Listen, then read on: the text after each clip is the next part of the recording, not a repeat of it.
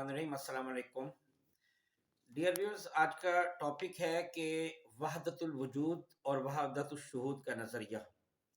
ये बहुत अहम नज़रिया है और इसके बारे में मिसकंसेप्शन भी बहुत ज़्यादा हैं कि ये क्या है। तीन इसमें नज़रियात हैं उसके बारे में, और मैं आपको थोड़ा सा एक्सप्लेन कर दूं, फिर बताऊंगा कि मेरे हिसाब में असल इसका मतलब क्या है।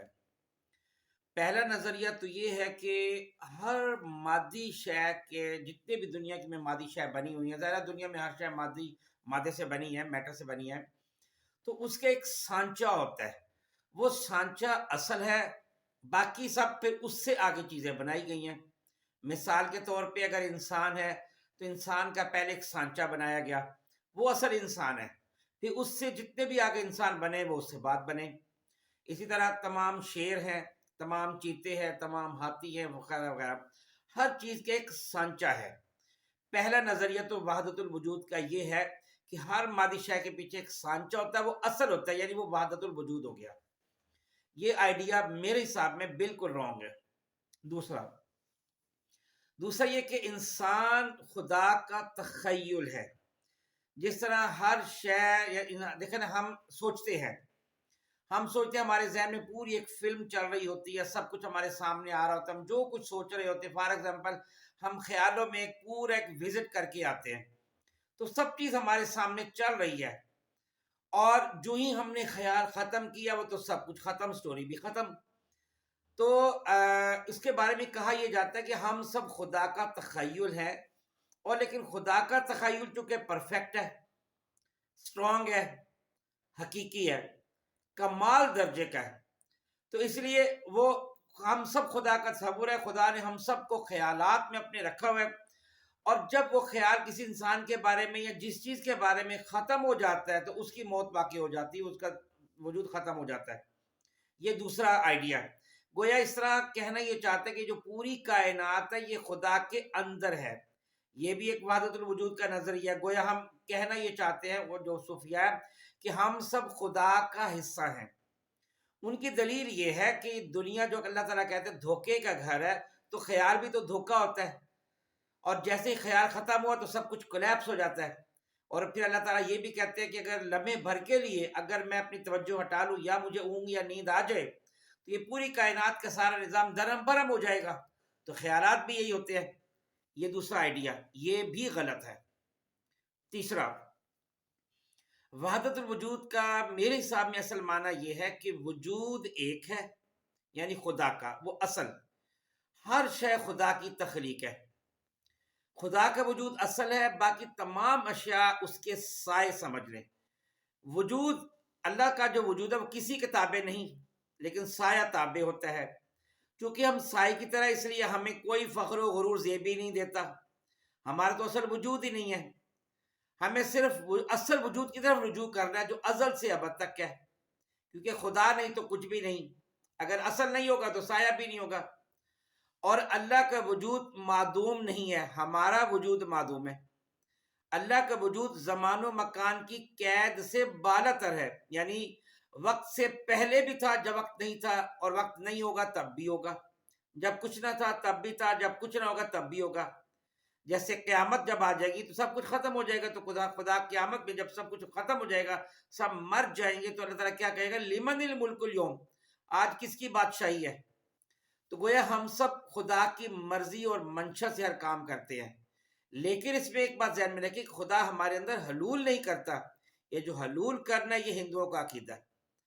तो वहदतुल वजूद ये है कि खुदा वजूद में यकता है, उस जैसा और कोई नहीं। लेकिन ये याद रखिए कि खुदा का वजूद हमारे वजूद की तरह नहीं है। जिस तरह देखें, हर चीज़ का वजूद एक दूसरे से मुख्तलिफ होता है। शेर का वजूद और तरह का है, परिंदों का वजूद और तरह का है, इंसान का वजूद और तरह का है, फरिश्तों का और तरह का है, जिन्नों का और तरह का है, चरिंद परिंद सब कुछ जो हशरात उनका सबका वजूद डिफरेंट है। लेकिन इन तमाम के वजूद की हैसियत खुदा के आगे कुछ नहीं है। और ये भी कि खुदा ने जो खसूसियात है, जो असल वजूद है, क्योंकि वो असल वजूद है, उससे आगे वजूद अगले वजूद चले हैं, उसी ने पैदा किया। तो वो ये है कि अल्लाह ने अपनी खसूसियात थोड़ी थोड़ी करके सब में मुंतकिल कर दी। मसलन اللہ تعالیٰ حسین ہے تو اللہ نے حسن بانٹ دیا. اللہ تعالیٰ عقل مند ترین عقل کل ہے تو اللہ نے سب کو تھوڑی تھوڑی تھوڑی عقل دے دی اسی حساب سے. انسانوں کو کچھ زیادہ دے دی, انسانوں میں بھی کچھ زیادہ, کسی کو کم, کچھ جانوروں کو دے دی.